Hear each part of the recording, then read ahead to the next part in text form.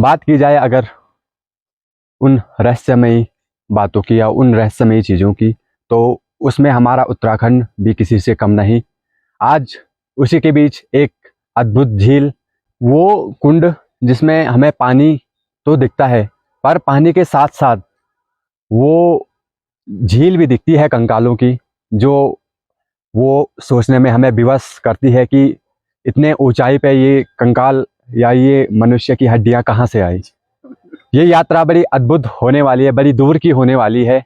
और अभी हम पहुंच चुके हैं इस यात्रा के मुख्य पड़ाव लोहाजंग। लोहाजंग गांव में, यहीं से इस यात्रा की शुरुआत होती है। अभी इसी गांव के बॉर्डर पे हम खड़े हैं, तो यहाँ से ये गांव शुरुआत होता है। इस यात्रा के जो साथी है मेरे साथ 4 मित्र हैं, उसमें से अरुण गौड़ जी। और जैसा कि हमारे मित्र ने बोला कि एक झील है, उसके चारों तरफ कंकाल रहते हैं, वो किस प्रकार आए हैं। जैसे कि हम लोग जा रहे हैं, हमसे पूर्व जो गए होंगे उनके मिले होंगे, जब हम जाएंगे तो हमारे किसी और को मिलेंगे, तो इसी प्रकार वहाँ कंकाल मिलते हैं। हमारे साथ जो दूसरे मित्र हैं आयुष जी, बड़े अलग अंदाज है इनका जी। बोलिए, क्या कहना चाहते हैं आप? मैं कहना चाहूँगा जो आज हमारा ट्रैक स्टार्ट होगा तो बहुत रहस्य से भरा ट्रैक रहेगा, और देखते हैं आगे क्या क्या होता है, दिखाते रहेंगे आपको। क्या कहना चाहेंगे आप? पहली बार रूपकुंड इस प्रकृति के बीच में आए हैं। कुछ नहीं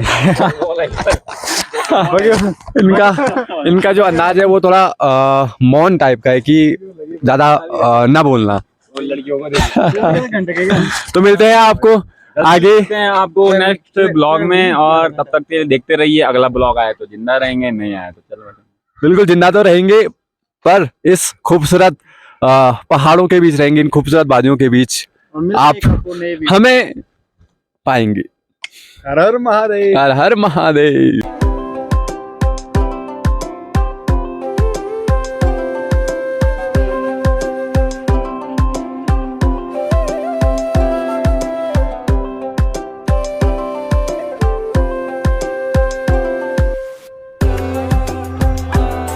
अभी हमने वाण गांव से अपनी जो रूपकुंड की यात्रा है वो शुरू कर ली है।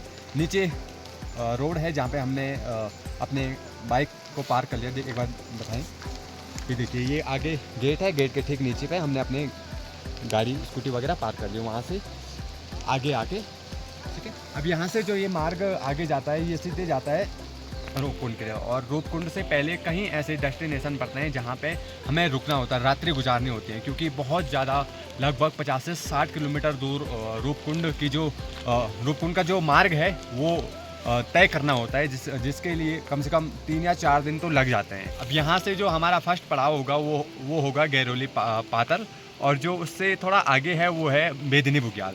तो ये दो अभी हमने रखे हैं, हम रेस्ट करेंगे इन दोनों जगहों पे। तो आगे की जानकारी आपको देते रहेंगे, रास्ता बताते जाएंगे। और अभी तो हाल फिलहाल बारिश लग रही है, रेनकोट हमने पहन लिया है, और लगभग 2 बज रहे हैं, 2:30 या ऐसे कुछ हो रहे होंगे। तो अभी हम वाण गांव से अपनी यात्रा को शुरू कर रहे हैं।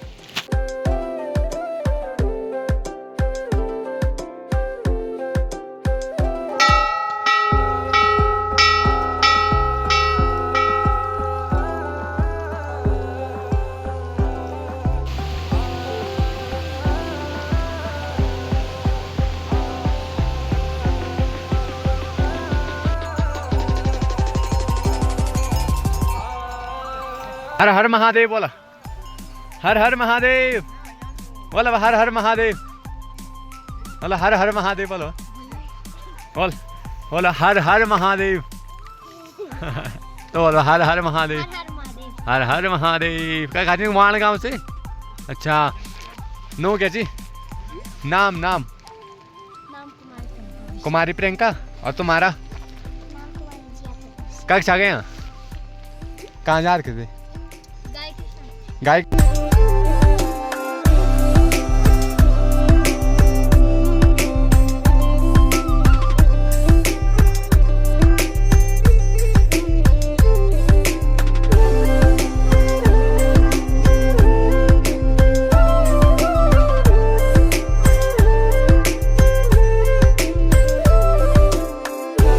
इस यात्रा में हमें ग्रुप की आवश्यकता होती है। जो हमारा ग्रुप है वो ज़्यादा बड़ा नहीं है, 4 जनों का ग्रुप है।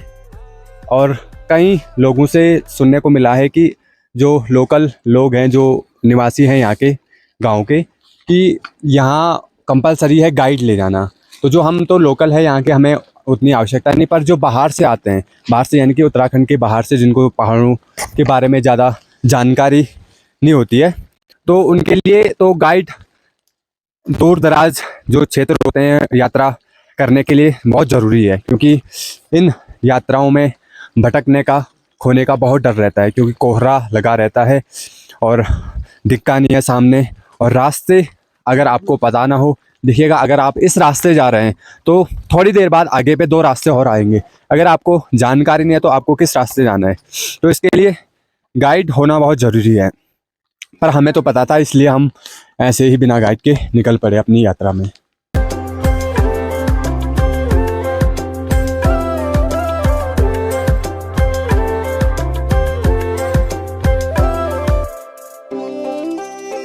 ताऊ जी के साथ भी कुछ बातचीत करेंगे, क्योंकि ये यहाँ के लोकल हैं, कई वर्षों से यहीं रहते हैं।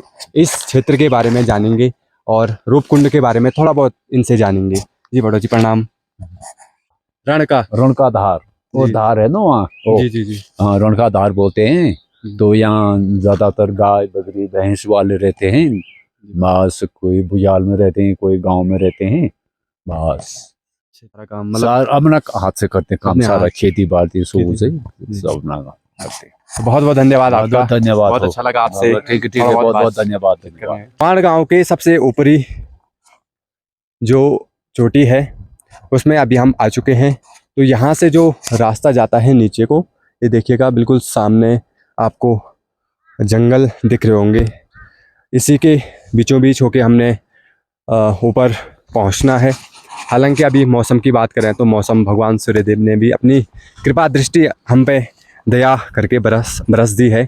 तो धूप आ चुकी है, जिसके कारण हमने सारे जो पहन रखा था रेनकोट वगैरह वो निकाल दिए हैं, जिससे चलने में बहुत आसानी हो रही है। भूख लगी थी, हमने सोचा थोड़ा फल खा जाए, तो इन्होंने पेड़ ही खाली कर दिया।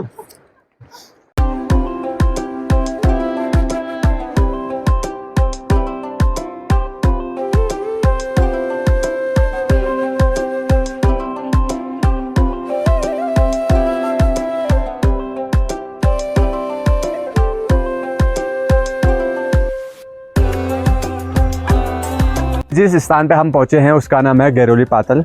नीचे से आके यहाँ पे अभी काफ़ी समय लगा है, लगभग 6 बज चुके हैं और चारों तरफ कोहरा। और यहाँ पे जंगल जो विभाग है उनके द्वारा रहने की पूरी व्यवस्था, ये देख सकते हैं आप, हट बनाए हुए हैं इस प्रकार।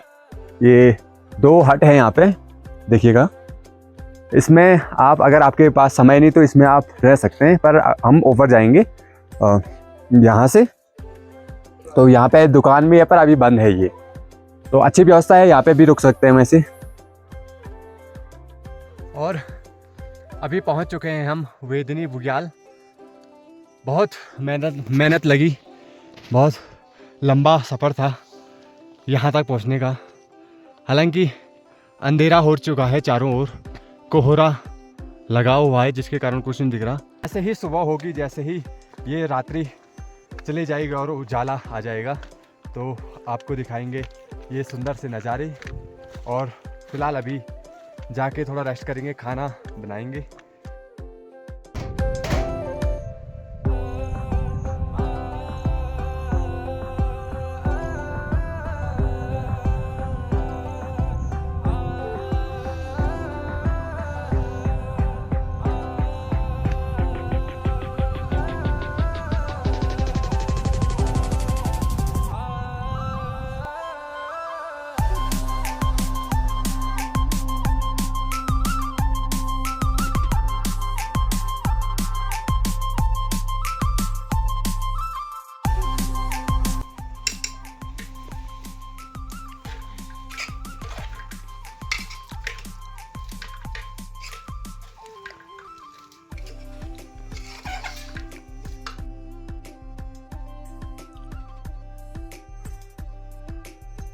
हर हर महादेव, ओम नमः शिवाय।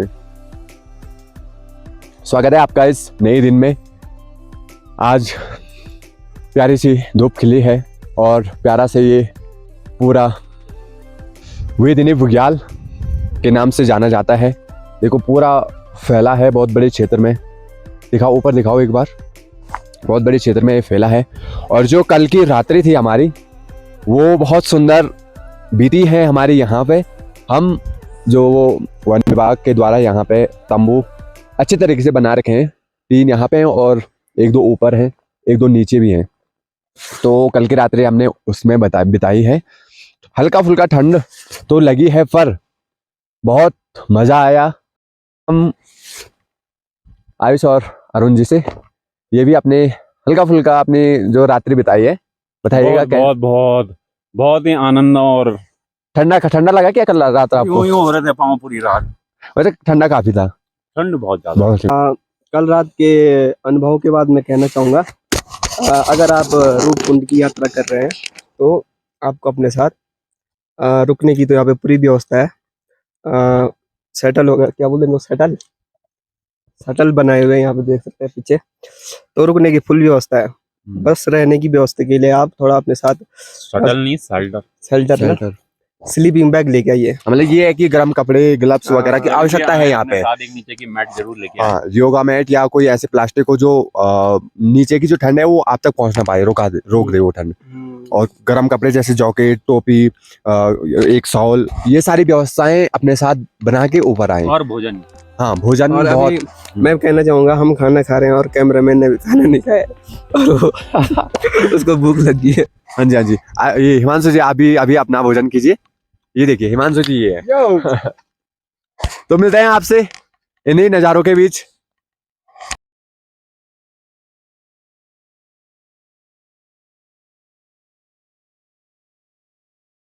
भाई भाई बोलने का समय आ चुका है इस वेदिनी बुग्याल को।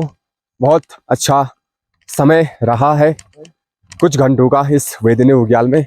और जो हमारा अगला पड़ाव होगा वो रहेगा यहाँ से 7 से 8 किलोमीटर पठार नेचौनी। सही बोला ना मैंने? पठार नेचौनी। हाँ, तो यहाँ से पठार नेचौनी लगभग 8 किलोमीटर लगभग। तो ये 3 घंटे तो लग जाएंगे हमें वहाँ पहुँचने में। 3 घंटे का रास्ता अभी है।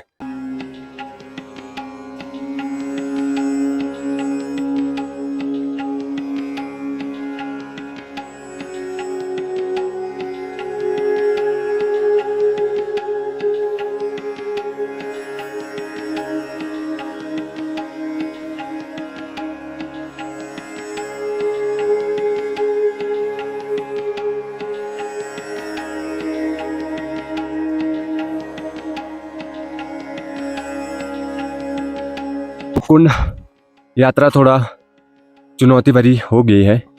अगर आपकी यात्रा खुशमय और आनंदमय सुखमय चल रही है तो वो बहुत अच्छा है आपके लिए, यात्रा के लिए। पर अगर बीच में कोई मुसीबत आ गई, इसी प्रकार हम भी बड़ी मुसीबत में फंस गए हैं। क्योंकि छोटी मोटी मुसीबत होती तो वो तो चलो भारी हो गया, बैग या खाना नहीं है तो वो या कुछ और, पर हमारे साथ तो एक व्यक्ति ही बीमार हो गया। और अभी हमारी यात्रा में एक बहुत बड़ा बदलाव आ गया है। भाई की तबीयत थोड़ा बिगड़ गई थी तो जिस कारण ऊपर नहीं जा पा रहा वो अरुण। तो अरुण को हम यहीं पे छोड़ रहे हैं। ये नीचे बकरी वाले रहते हैं, अभी तो दिख नहीं रहा क्योंकि धुंध है। तो यहाँ से लगभग 1 घंटे का रास्ता हमने देखा, तो उनके रिक्वेस्ट करके अरुण को यहीं पे छोड़ेंगे और हम ऊपर जाएंगे। हमने जो बादल दिख रहे हैं वहाँ से आए हैं।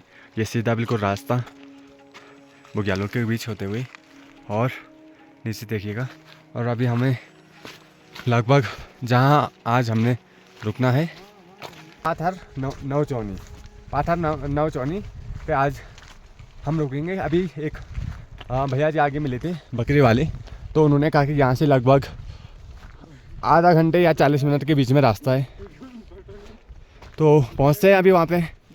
उसके बाद खाना बनाएंगे, मस्त दाल चावल जो भी बनाएंगे। एक तो नीचे रुक गया बोलना जो पहले तक दिख रहा था लंबू। हाँ, और अभी आपको हम तीनों दिखेंगे इससे आगे। एक जो था साथ में वो बेदिनी में रुक गया आज। बेदिनी ही रुक गया वो, क्योंकि उसकी तबीयत ख़राब हो गई थी, उसकी वजह से काफ़ी समय लगा हमें, लगभग 4 घंटे वेस्ट हुए। तो आई डोंट नो गॉड नीचे ही रुक गया है। ठीक नहीं लगा हमें उसको ऊपर लाना, क्योंकि रिस्क नहीं लेना है, आगे तबीयत ख़राब हो जाएगी तो और दिक्कत हो जाएगी, तो इसलिए आगे चलते हैं। पहुंच चुके हैं गैरोली पातल में, जहां आज हमने रुकना है। सामने 4 हट बना रखे हैं, चारों में से एक में अंदर अपना टेंट खुला के आज की रात्रि बिताएंगे। और चारों तरफ बुग्याल और सामने पे एक सुंदर सा झरना बह रहा है, ये देखिए।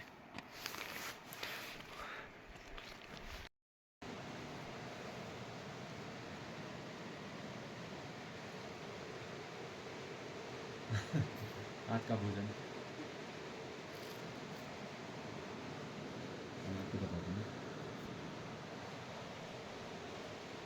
ये मोहित भाई ने बनाया गुंथिया।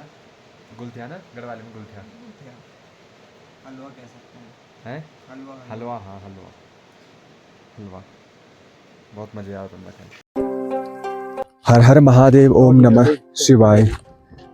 सुप्रभात आप लोगों को। सुबह हो चुकी है, 3 बज गए और अभी हमने अपनी यात्रा शुरू कर ली है। कौन सा नाव चौनी था ये? हाँ, पत्थर नाव चौनी से अपनी यात्रा शुरू कर ली है। और आगे जो हमारा पहला पड़ाव होगा यहाँ से पत्थर नाव चौनी से कुल्लू विनायक, और उसके बाद जो दूसरा पड़ाव होगा वो होगा हमारा बागा बासा ना, बागा बासा। तो पत्थर नाव चौनी से कल थोड़ा बहुत दिख रहा था तो पूरी खड़ी चढ़ाई यहाँ से अब लगने वाली है आगे। और मौसम तो अभी साफ है, अच्छी रात्रि बीती है कुछ घंटों की यहाँ पे। तो मिलते हैं आपसे जब उजाला होगा, क्योंकि अभी तो कुछ नहीं दिख रहा। चलते हैं धीरे धीरे आगे की ओर। हर हर महादेव। अभी पहुँच चुके हैं हम कालू विनायक में। यहाँ पे गणपति जी का मंदिर है, और इसकी खास बात यह है कि भारत में सबसे ऊंची चोटी पे जो मंदिर स्थित है यही मंदिर है गणपति जी का, और कहीं भी आपको गणपति जी का इतनी हाइट पे मंदिर नहीं मिलेगा। अब यहाँ से सामने हिमालय दर्शन भी हमें दिखने शुरू हो गए हैं आगे, बर्फ से ढकी चोटियाँ।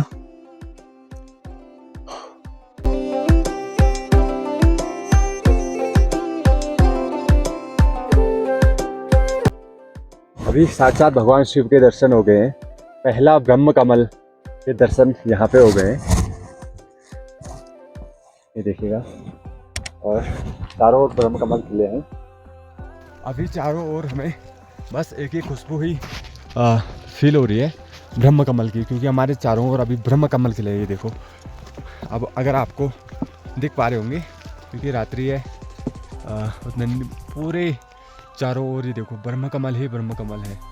जहाँ तक भी मैं नज़र दौड़ाऊँ, ये सफ़ेद सफ़ेद आपको हल्का दिख रहा होगा, ब्रह्म कमल है चारों ओर।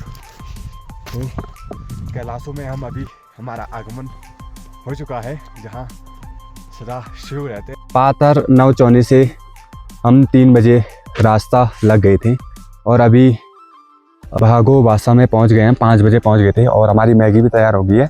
सामने देख सकते हैं आप चौखंबा, सुंदर सा दर्शन है, सुंदर सी दर्शन अभी हो पा रहे हैं। 3 AM तो हम 3 ठीक है।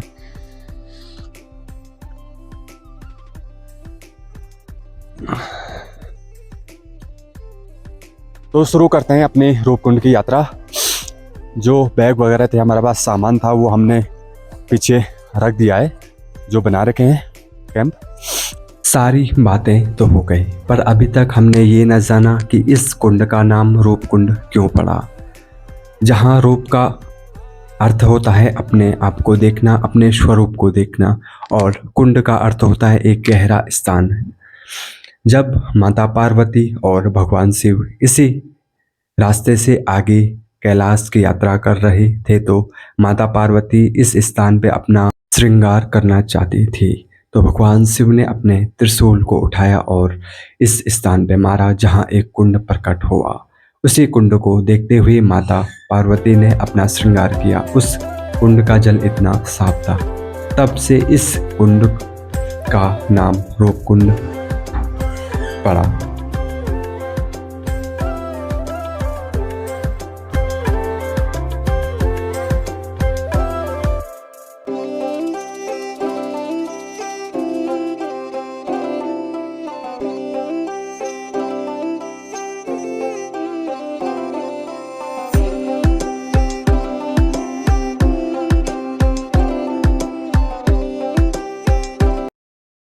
वो पीछे छोड़ दिया हमने बागाबासा, वहाँ से इधर से जो रास्ता दिख रहा है यहाँ से ऊपर चढ़ के फिर यहाँ से हमें ये होते हुए ये रास्ता और कुछ ऊपर जा रहा है यहाँ पे। तो मुझे लग रहा है इसके जो बीच में वहाँ पे है रूपकुंड। तो चलते हैं अभी। ब्रह्मा कमल की दूसरी प्रजाति अभी हमें मिली है। इसका नाम तो अभी मुझे पता नहीं है, पर पता करके वीडियो में लिख लूँगा क्या नाम इस कमल का। बिल्कुल सफ़ेद है। लगता है हम रूपकुंड पहुँचने वाले हैं, क्योंकि जो पहली मानव हड्डी है वो हमें देखिएगा दिख गई है। ज़्यादा लंबा सफ़र ना बचा, अब कुछ ऊपर ही चोटी में जाना होगा, उसके नीचे रूपकुंड दिख जाएगा। फीमर होगी, फीमर फीमर, हाँ भाई जांग की ना। ये जांग की हड्डी लग रही है, जांगी की लग रही है यार। गाड़ी आ चुकी है, जिस गाड़ी का हमें 2 दिन से बहुत इंतज़ार था। बहुत चलने के बाद ये रहस्यमय झील ने हमें अपनी ओर आकर्षित, अपनी ओर खींच ही लिया। भगवान शिव का मंदिर शुरुआत में, और आगे झील के दर्शन होते हैं। धीरे धीरे झील की ओर बढ़ते हैं, और जैसे हम धीरे धीरे नीचे की ओर बढ़ रहे हैं तो साथ ही में एक और झील हमें दिखती है, नर कंकालों की, मानव कंकाल तंत्र की वो रहस्यमय झील जो इस रूपकुंड में स्थित है, इसके चारों ओर स्थित है। चलते हैं नीचे की ओर, जहाँ हड्डियों का वो महासागर है, और खोलते हैं उस महासागर का आज वो राज जो कहीं वर्षों से बंद है, किसी को पता नहीं।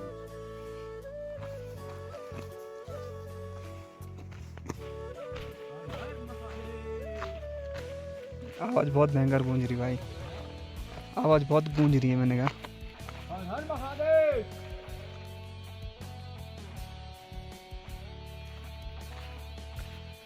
हर हर महादेव। शंख बजाएंगे ना अगर इधर, इतनी भयंकर वाइब्रेशन आएगी ना भाई। बजाना तो नहीं भाई, बजाते हैं। पर ये क्या होता है, बाद में ना हाँ गिर जाते हैं। वो तो सही कह रहे हो।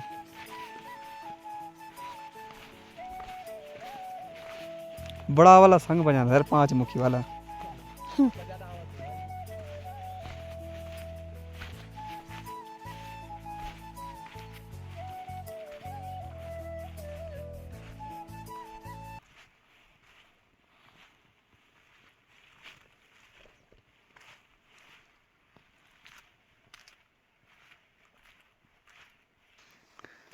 इस झील के चारों ओर मानव कंकाल पड़े हैं। ये हड्डियाँ विवश करती हैं हमें सोचने पर कि कहाँ दूर दराज इस क्षेत्र में ये हड्डियाँ आई हैं, क्योंकि मुझे नहीं लगता कि जहाँ अभी मैं पहुँचा हूँ, वहाँ जहाँ तक मैं अभी सोच पा रहा हूँ कि मनुष्य पहुँचे होंगे।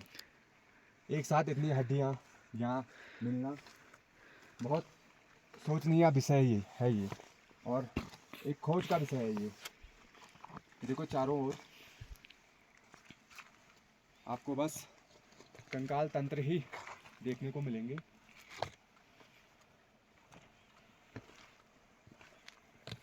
कार ऊपर से पानी बह के आता है, उसी प्रकार ये हड्डियाँ बह के ऐसे प्रतीत होती है कि ऊपर से नीचे की ओर आ रखी हैं।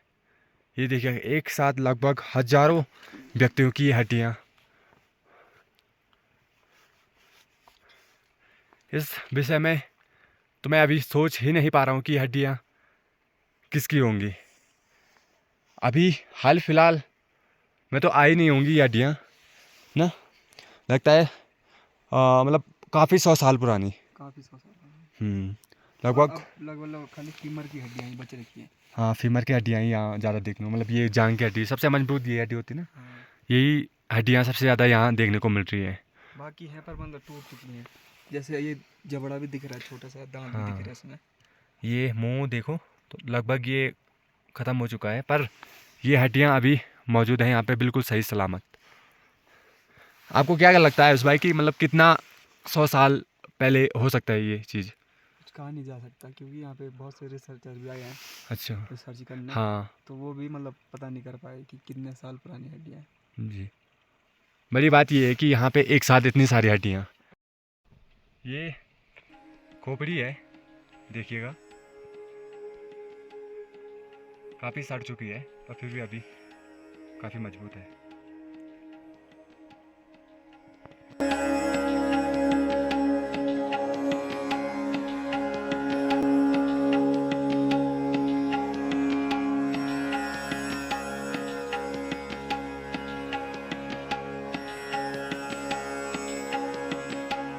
झील के दर्शन करने के बाद बहुत प्रश्न खड़े हो गए हैं मन में कि कहाँ से वो लोग आए होंगे या क्यों आए होंगे, क्या कारण वो रहा होगा, क्या वो कारण होगा कि जिस कारण से वो मरे होंगे यहाँ, पता नहीं।